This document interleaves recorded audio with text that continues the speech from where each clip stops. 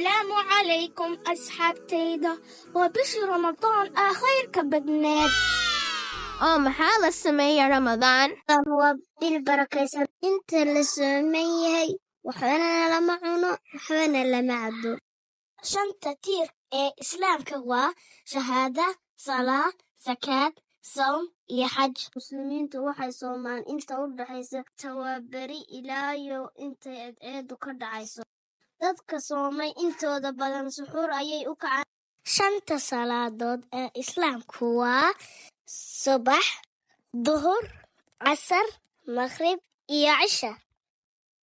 bisha Ramadaan waa bishii cafiska muslimiintu way iscafiyaan wayna isku duceeyaan bisha Shacbaan markay dhamaato ayay Ramadaan soo gashaa bisha sagaalaad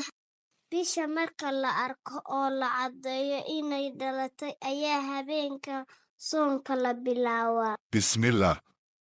Waxaa fiican in soonka lagu jabiyo timir iyo biyo. ehelka qaraabada iyo masaakiinta weliga ogow Ilaahay baa ajar iyo xasanaad kaa siinaya